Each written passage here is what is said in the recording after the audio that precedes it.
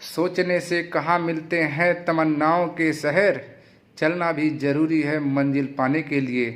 नमस्कार दोस्तों, मैं तनिष्क आज आप सभी लोग को Ganga and it's tributary river यानी गंगा और उसकी सहायक नदियों के बारे में पढ़ाने वाला हूँ। चलिए टाइम वेस्ट करने से पहले हम सभी लोग टॉपिक पे आते हैं। यहाँ पर है अलकापुरी हिमनद, जिसको हम लोग कहते हैं ये अलकापुरी हिमनद। हिमनद को हम क्या कहते हैं इंग्लिश में? ग्लेशियर। ठीक है, ये अलकापुरी ग्लेशियर है। ये जो मैंने बनाया है ये एक दर्रा है। ठीक है, इसको पास भी इंग्लिश में कहते हैं, दर्रा है, माना दर्रा, या हम लोग क्या कहते हैं छिरबितिया या डुंगरीला दर्रा। ठीक है, ये है अलकापुरी हिमनद से निकलती है। देखिए यहाँ अलकापुरी से क्या निकला?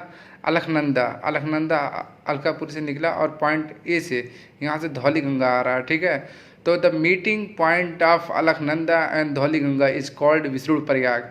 विष्णुप्रयाग क्या है? जहाँ पर अलखनंदा और धौलीगंगा मिलते हैं, जहाँ पर संगम होते हैं, दोनों की मिलाव होती है। पॉइंट ए पे माना कि संगम है, ये अलखनंदा और धौलीगंगा की मीटिंग पॉइंट है। ठीक है, इसको हम लोग क्या कहेंगे? विष्णुप्रयाग। आगे नीचे देखते हैं। फिर विष्णुप्रयाग से होते हुए अलखनंदा नीचे आ रही है और पॉइंट बी पे यहाँ से नंदाकिनी आ रही है। ठीक है, तो हम लोग क्या कह सकते हैं कि meeting point of Alaknanda and Nandakini is called Nandprayag.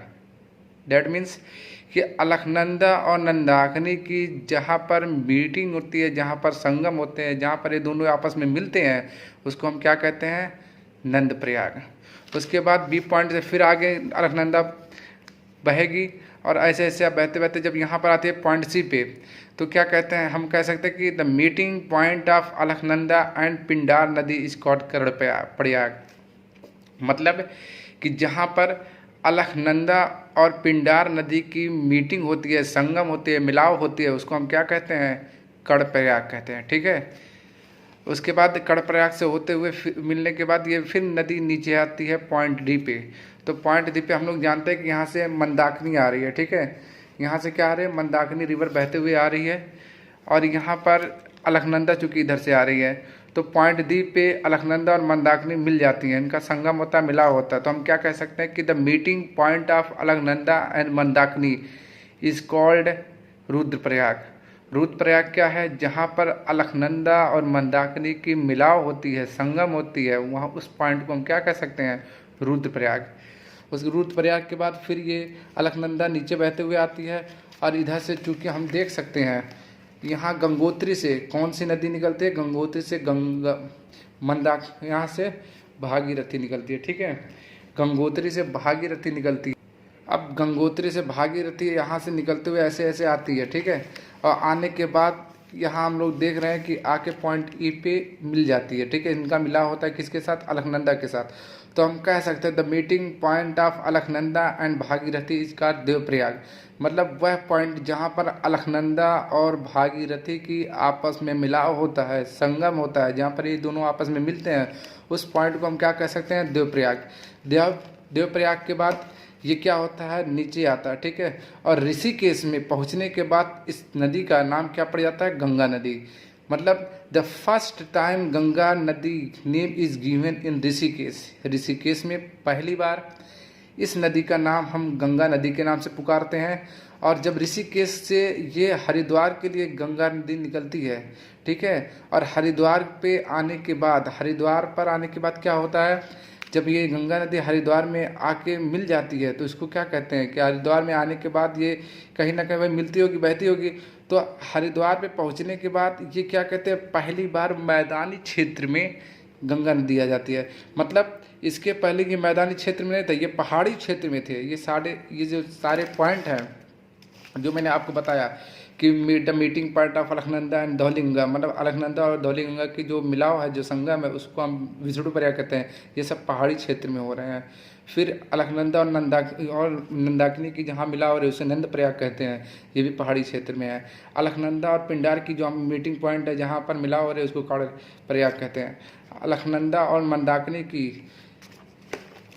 की जहाँ पर मिलाव हो रही है उसको हम रुद्रप्रयाग कहते हैं। अलखनंदा और भागीरथी की जो यहाँ देखिए, भागीरथी और अलखनंदा की जहाँ पर मिलाव हो रही है, जहाँ पर संगम हो रही है उसको हम देवप्रयाग कहते हैं। देवप्रयाग के बाद जैसे जैसे ये नदी नीचे आती जाती है, पानी जल स्तर नीचे आता जाता है, बहता रहता है, पानी नीचे आती रहती है, तो ऋषिकेश में पहुंचने के बाद इस अलकनंदा का नाम क्या हो जाता है? गंगा नदी हो जाता है। तो क्वेश्चन पूछ सकता है कि the name Ganga is given in Haridwar, पहला विकल्प दे देगा, दूसरा ऋषिकेश दे देगा, तीसरा इलाहाबाद दे सकता है, चौथा दे सकता है आपका अयोध्या। तो आप क्या मारेंगे? Rishikesh. The Rishikesh the place where the name of Alaknanda is given as Ganga नदी।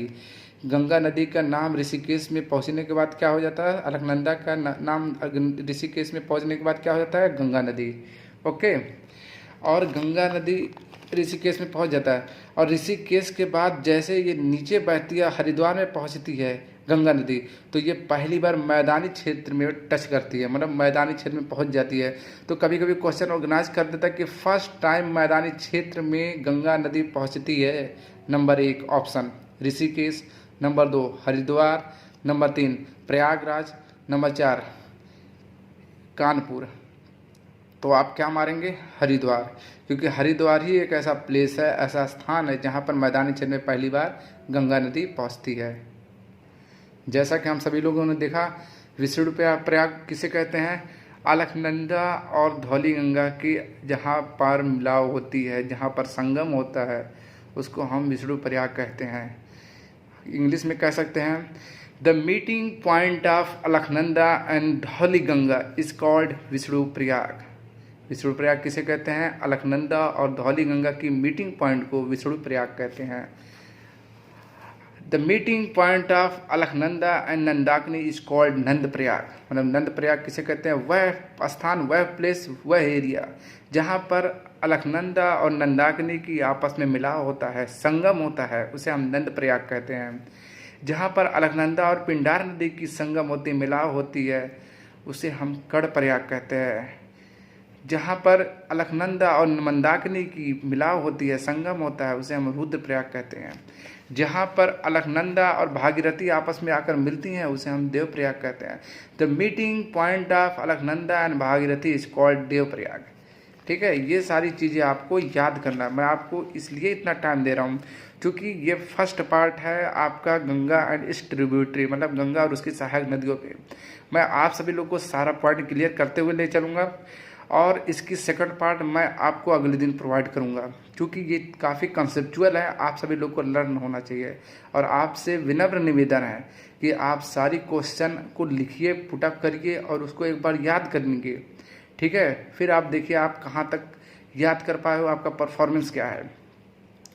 जो चीज़ें मैं आपको प्रोवाइड कर रहा हूँ, मैं अपना बेस्ट देने की कोशिश कर रहा हूँ, आप उस चीज़ को उसी दिन याद करिए, बाय हार्ट करिए, लिखिए, अपने नोट्स बनाइए।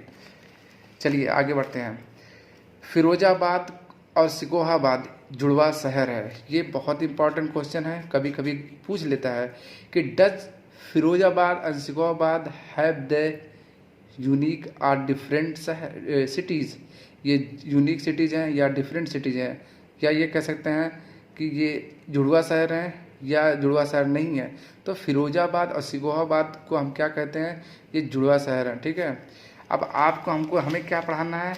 गंगा की सहायक नदियाँ। मैंने आपको बताया कि ये टॉपिक है गंगा और इट्स ट्रिब्यूटरी रिवर, गंगा और इसकी सहायक नदियाँ के बारे में। तो आपको पता होना चाहिए कि रामगंगा क्या होता है, रामगंगा के बारे में, ये कहाँ से निकलती है, कहाँ जाती है, किस एरिया को, किस क्षेत्र में बहती है, कहाँ पर कितना किलोमीटर तय करती है, ये सारी चीज़ें मैं आपको बताने वाला हूँ। तो रामगंगा जो होती है, इस नदी का उद्गम, मतलब इस नदी का उद्गम कहाँ पे होता है? नैनीताल से। मतलब ये नदी नैनीताल से इसकी ओरिजिन होती है, इसका उद्गम होता है। जो हमारे भाई बहन इंग्लिश मीडियम से हैं वो याद रख लें कि उद्गम का मतलब होता है origin, the place where the rivers are originated, that place is called उद्गम।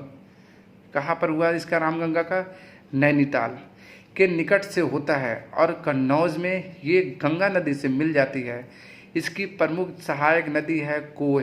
कहने का सेंस है कि रामगंगा जो है ये नैनीताल से इसकी ओरिजिन होती है, ये ओरिजिनेट होती है, इसका उद्गम होता है, और ये कन्नौज से गंगा नदी में जाकर मिल जाती है। और इसकी प्रमुख सहायक नदी कौन सी है? कोह। तो आपको पता हो गया कि जो रामगंगा है ये नैनीताल से ओरिजिनेट होती है, इसकी ओरिजिन पॉइंट है, मतलब वहाँ से ये इसका उद्गम स्थान है। और ये रामगंगा नैनीताल से होते हुए कन्नौज में पहुँचती है और कन्नौज में ये गंगा में जाके मिल जाती है। इसकी प्रमुख सहायक नदी क्या है? कोह। अब आपको पढ़ना है काली नदी। काली नदी से शारदा नहर निकाली गई है। वेरी इंपॉर्टेंट क्वेश्चन है, पूछ लेगा काली नदी से कौन सी काली नदी जो है ये शारदा नहर से निकाली गई है या फिर किसी और नहर से निकाली गई है। आपको 4 ऑप्शन प्रोवाइड कर देगा, उसमें आप सभी लोग को मतलब आइडेंटिफाई करना है कि काली नदी किस नदी से निकाली गई है, काली नदी किसकी ट्रिब्यूटरी नदी है, काली नदी किसकी सहायक नदियां हैं। ये सारी चीज़ें आपको पता होना चाहिए, ठीक है। यूपी का अंतिम जो ज़िला होता है वो है बलिया, जहाँ पर गंगा यूपी को छोड़ देती है। मतलब द लास्ट जो होता है ज़िला जो है यूपी का, वो कौन सा है? बलिया। बलिया यूपी का अंतिम ज़िला है जहाँ पर गंगा यूपी को छोड़ देती है, ठीक है। जैसा कि मैंने आप सभी लोग को बताया कि यहाँ पर हरिद्वार में मैदानी क्षेत्र में पहली बार गंगा नदी पहुँचती है। तब आपको यहाँ से अब मैं कनेक्ट करने की कोशिश कर रहा हूँ कि ये हमारा हरिद्वार है, ठीक है। तो हरिद्वार के ऊपरी स्थान पे क्या बह रही है? मैदानी क्षेत्र में गंगा नहर निकाली गई है, मान लीजिए बह रही है। तो हरिद्वार से आप जब बिजनौर आओगे तो उसके मध्य क्या बहेगा? गंगा नहर बह रही है। अब बिजनौर से जब आप और नीचे आओगे, नरौरा बुलंदशहर निम्न, ये है निम्न, वहाँ पर भी गंगा नहर बह रही है, ठीक है। तो पूछ लेगा मान लीजिए क्वेश्चन में कि हरिद्वार से बिजनौर की दूरी कितनी है और इसमें कौन सी नहर निकाली गई है या कौन सी नदियाँ इसमें बहती है। तो आपको पता होना चाहिए कि हरिद्वार से बिजनौर की दूरी जो है 450 किलोमीटर है और इसमें गंगा नदी बहती है, जो कि पहली बार पहाड़ी क्षेत्र को छोड़कर मैदानी क्षेत्र में जो नदी बहती है उसका नाम गंगा है। और वो कहाँ से बहती है? हरिद्वार से बहती है, ओके। अब आपसे नरौला से याद करना है। नरौला आपका बुलंदशहर, ठीक है, ये निम्न स्थान गंगा हो गया। अब नरौला से जब आप आगे आओगे फर्रुखाबाद, जो पहले इसको कंपिल भी कहा जाता था, ठीक है, काम्पिल। फर्रुखाबाद का नाम क्या था? Kampil. Farrukhabad, Kannauj, Kanpur, Fatehpur, Allahabad, Mirzapur, Varanasi and Ghazipur, these are the area of UP. ये एरिया क्या है? ये उत्तर प्रदेश के एरिया है, ठीक है। तो कन्नौज में जो है हमारा रामगंगा बरेली से निकलती है। कन्नौज में एक और नदी निकलती है, काली नदी, जो बृहत हिमालय से होते हुए आती है, ठीक है, वहाँ से निकलती है, ठीक है। तो हमें पता है कि कन्नौज में क्या है? 2 नदियाँ निकलती है, एक रामगंगा जो बरेली से और दूसरी काली नदी जो बृहत हिमालय से। और जैसे हम कानपुर आते हैं, कानपुर के बाद जब हम फतेहपुर आएंगे, फतेहपुर के बाद इलाहाबाद आएंगे, तो इलाहाबाद में अगेन एक नदी निकलती है, दैट इज़ यमुना। यमुना आके कहाँ से मिलती है? इलाहाबाद में आके मिलती है। जैसे हम मिर्ज़ापुर आते हैं, मिर्ज़ापुर के बाद वाराणसी में हम देखते हैं वर्णा नदी, यहाँ से वर्णा नदी आके वाराणसी में मिल जाती है, ठीक है। वर्णा नदी के बाद जो है गाजीपुर में आपको गोमती नदी आके मिल जाती है, ठीक है, गोमती नदी गाजीपुर में आके मिल जाती है। उसके बाद ये और नीचे जाती है, वो बिहार में पहुँच जाती है। तो आपको पता होना चाहिए कि यूपी में आपको मैं ये जो बता रहा हूँ कि आपको हरिद्वार और बिजनौर की दूरी कहाँ है, ये मैं किस दृष्टि से बता रहा हूँ? ये मैं नदी जो है ट्रेवल करती है उस दृष्टि से बता रहा हूँ कि जो नदी है गंगा नदी है वो हरिद्वार से बिजनौर जो है 450 किलोमीटर दूरी तय करती है। और नरौरा से जो यूपी का क्षेत्र शुरू होता है वहाँ से लेके गाजीपुर तक ये यूपी का 1000 किलोमीटर, कितना है? 1000 किलोमीटर की दूरी तय करती है गंगा नदी, ठीक है। यहाँ पे तमाम नदियाँ आके मिलती हैं, यमुना आके मिलती है, ये रामगंगा होती है, काली नदी होती है, वर्णा आके मिलती है वाराणसी में, गोमती आके मिलती है आपका गाजीपुर में। ये टोटल दूरी कितनी है? 1000 किलोमीटर है, ठीक है। उसके बाद आप आगे आ जाओगे, यहाँ पर छपरा बिहार में, छपरा में कौन सी नदी निकल आके मिलती है? घाघरा नदी आके छपरा में मिलती है। गंडक आके कहाँ से मिलती है? हाजीपुर में आके मिलती है। और कोसी कहाँ से आके मिलती है? कोसी आपका भागलपुर में आके मिलती है। तो भागलपुर में अब ये है छपरा से लेके भागलपुर की दूरी आपका 450 किलोमीटर है, जो आपका बिहार का एरिया ऑक्यूपाई करता है। ये बिहार के एरिया में आता है, 450 किलोमीटर है छपरा से भागलपुर की दूरी। छपरा से आपका घाघरा नदी निकल गया चूँकि घाघरा नदी आके छपरा में मिलती है बिहार में, और गंडक नदी निकलती है जो आके मिलती है गाजीपुर में, और कोसी नदी ये आपको आके मिलती है भागलपुर में।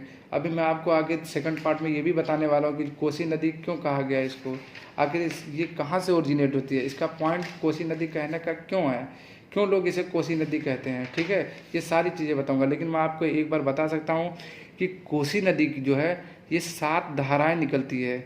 इसमें कितनी धाराएं निकलती हैं? 7 धाराएं निकलती हैं, इसलिए इसको शब्द कोसी भी कहते हैं। सप्त कोसी किसे कहते हैं? कोसी नदी को कहते हैं। ये कहाँ आके मिलती है? ये भागलपुर में आके मिलती है। इसमें कितनी धाराएं निकलती है? इसमें 7 धाराएं निकलती हैं। ठीक है, और ये क्या कहते हैं? ये माउंट एवरेस्ट के गोसाईनाथ नामक स्थान से होती है। तो आपको पता चल गया कि कोसी के बारे में।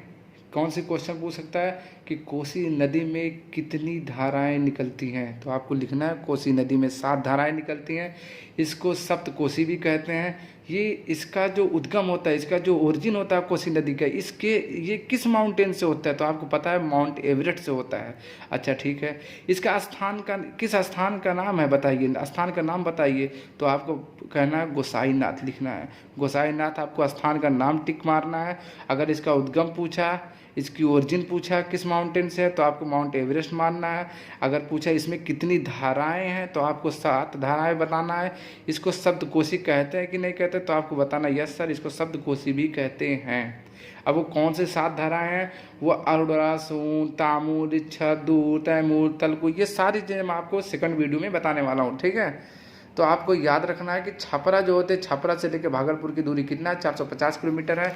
और भागलपुर के बाद आपका साहेबगंज और पाकुड़, ये आपका झारखंड का एरिया है। ये आपको याद करना है। ठीक है, अब आप सभी लोग को एक बार मैं रिवाइज करा देता हूँ, एक बार आपको इस चीज़ के बारे में बता देता हूँ कि मैंने आप सभी लोग को क्या पढ़ा। मैंने आप सभी लोग को गंगा और उसकी सहायक नदियाँ के बारे में बताया। मैंने आपको बताया कि अलकापुरी हिमनद जो है ग्लेशियर से, वहाँ पर एक दर्रा है जिसको हम कहते हैं मान दर्रा, या हम कह सकते हैं छिरबिथिया या डुंगरीला दर्रा को इंग्लिश में पास कहते हैं। यहाँ से अलकनंदा जो होते हैं, अलकापुरी से अलकनंदा बहती है जो आके पॉइंट ए पे धौली गंगा से मिलती है। मैंने कहा है इंग्लिश में the meeting point of Alaknanda and Dhauli Ganga, the meeting point of Alaknanda and Dhauli Ganga इसका विष्णु प्रयाग। ठीक है, अलकनंदा और धौली गंगा का जहाँ पर मिलाव होता है उसे हम क्या कहते हैं? विष्णु प्रयाग कहते हैं। और अलकनंदा और नंदाकिनी की जहाँ पर मिलाव होते हैं उसे हम नंद प्रयाग कहते हैं। अलकनंदा और पिंडार नदी की जहाँ पर मिलाव होती है उसको हम कर्ण प्रयाग कहते हैं। अलकनंदा और मंदाकिनी की जहाँ पर मिलाव होते हैं उसको हम कहते हैं रुद्र प्रयाग। और अलकनंदा और भागीरथी की जहाँ पर मिलाव होते हैं उसे हम देव प्रयाग कहते हैं। बाद में इसका नाम पहली बार गंगा ऋषिकेश में पड़ता है। ठीक है, अलकनंदा का। और पहली बार ये मैदानी क्षेत्र में हरिद्वार में आके बहती है। फिर हमने ये बताया कि आपको ये बताया कि विष्णु प्रयाग किसे कहते हैं, हमने बताया अलकनंदा और धौली गंगा के संगम को। नंद प्रयाग किसे कहते हैं? अलकनंदा और नंदाकिनी के संगम को। कर्ण प्रयाग किसे कहते हैं? अलकनंदा और पिंडार नदी के संगम को। रुद्र प्रयाग किसे कहते हैं? अलकनंदा और मंदाकिनी के संगम को। देव प्रयाग किसे कहते हैं? अलकनंदा और भागीरथी के संगम को। मैंने ये भी बताया फिरोजाबाद और सिकोहाबाद ये जुड़वा शहर है। फिर गंगा की सहायक नदियों के बारे में बताया कि रामगंगा जो है इस नदी का उद्गम नैनीताल के निकट से होता है और ये कन्नौज की गंगा नदी से मिल जाती है। इसकी प्रमुख सहायक नदी कौन सी है? कोय है। फिर मैंने आपको बताया काली नदी जो है ये शारदा नहर से निकाली गई है। और यूपी का अंतिम जो जिला है वो बलिया है, जहाँ पर गंगा यूपी को छोड़ देती है। ठीक है, जो लास्ट जिला है कौन सी है? बलिया, जहाँ पर गंगा क्या करती है? यूपी को छोड़ देती है। फिर मैंने आप सभी लोग को बताया है कि हरिद्वार में चूंकि पहली बार मैदानी क्षेत्र में गंगा नदी बहती है। फिर हरिद्वार से बिजनौर से नरौरा, इसकी दूरी कितनी है? 450 किलोमीटर, जहाँ पर गंगा नदी बहती है। ठीक है, ऊपरी भाग में गंगा नदी बहती है हरिद्वार में, मध्य भाग में बैठती है गंगा नदी बिजनौर में, और निम्न भाग पर बहती है नरौरा में। फिर नरौरा बुलंदशहर से लेकर फर्रुखाबाद, जिसको पहले हम काम्पिल के नाम से भी जानते हैं, फर्रुखाबाद, कन्नौज, कानपुर, फतेहपुर, इलाहाबाद, मिर्ज़ापुर और वाराणसी और गाजीपुर, इसकी दूरी कितनी है? इसकी दूरी 1000 किलोमीटर है, जो यूपी की एरिया है। कन्नौज में 2 नदियाँ निकलती हैं, एक रामगंगा, दूसरी काली नदी। रामगंगा बरेली से, काली नदी हिमालय से। वरना जो रिवर निकली है वो आके वाराणसी में मिलती है, और गोमती रिवर जो आके मिलती है वो गाजीपुर में मिलती है। यमुना जो है इलाहाबाद में आके मिलती है। ठीक है, उसके बाद मैंने आप सभी लोग को बताया कि ये जो है छपरा, हाजीपुर और भागलपुर के बारे में। इनकी जो दूरी है 450 किलोमीटर है। ये बिहार के एरिया है। घाघरा जो है छपरा में आके मिल जाती है। गंडक जो है हाजीपुर में आके मिल जाती है। कोसी जो है भागलपुर में आके मिल जाती है।